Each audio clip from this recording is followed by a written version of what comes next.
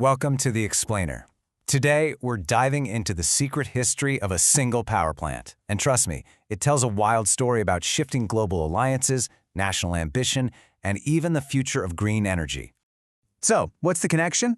Well, the answer is probably not what you're thinking. It's a story that kicks off with Cold War diplomacy, moves through a nation's struggle for survival, and ends with a pretty radical vision for the future. And it all centers on one massive piece of infrastructure. Yep, this power plant. I know, it might just look like concrete and steel, but for decades, this place was the industrial heartbeat of an entire nation. And now, it's right at the center of an incredible green transformation. So let's get into how that happened.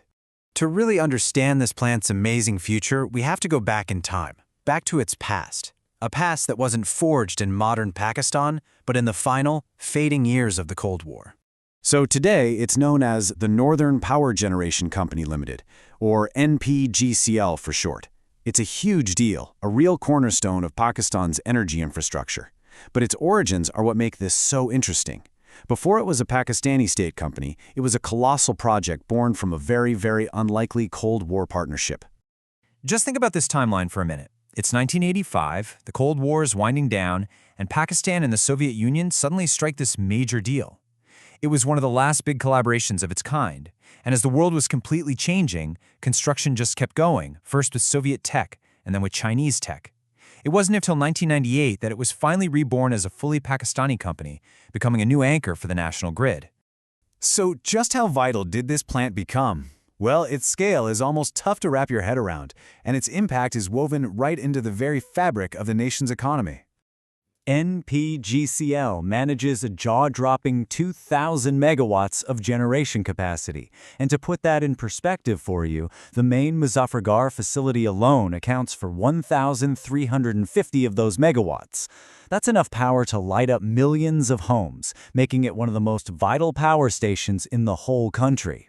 So what this really means is that NPGCL wasn't just making electricity. For decades, it was literally powering the engine of Pakistan's economy. From fueling industry to supporting agriculture, its influence was, and still is, absolutely everywhere. But how does a state-owned giant this big and this important actually run day to day? I mean, who are the thousands of people out there keeping the lights on? The entire organization runs on Pakistan's government-mandated basic pay scale. You'll see it called BPS. This creates a really structured, pretty rigid hierarchy, which is typical for big state-owned companies. You've got thousands of employees organized in this pyramid, from the CEO at the very top, all the way down to the support staff handling the daily operations on the ground. Okay, but trying to maintain a Soviet-era giant in the 21st century, well, that comes with some enormous challenges. As the original machinery started to really show its age, NPGCL had to go out and look for new partners from all over the world. Over time, the plant's efficiency and its power output started to decline. This became a critical problem during Pakistan's severe energy crisis in the 2000s and 2010s. Back then, every single megawatt mattered to keep the wheels of the country turning. This is where international collaboration became so important. With the plant struggling, partners like the United States Agency for International Development, or USAID, they stepped in. Their funding and their expertise helped bring almost 500 megawatts of lost capacity back online. I mean, that was a crucial boost for the grid, right when they needed it the most. And all of that brings us to the latest chapter in NPGCL's long history, a really remarkable reinvention for a sustainable future. And this isn't just an upgrade. We're talking about a fundamental shift in strategy. The company is kicking off what they call a furnace oil retirement plan, which is a really radical pivot away from its past. The era of high-cost, high-emission, heavy fuel oil is giving way to a future powered by huge solar farms built on the plant's vast land bank with modern technology and new international money. And this isn't just some idea on a piece of paper. It's an active project. The goal is to install up to 600 megawatts of solar capacity right there on site.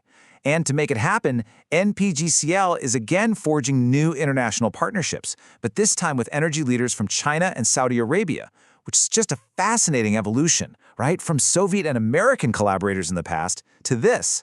This incredible transformation from Soviet-era fossil fuels to 21st century solar power, it really symbolizes the evolution of an entire nation's energy policy. And it leaves us all with a powerful question. Can a machine that was born from a forgotten geopolitical era truly become a blueprint for a sustainable global future.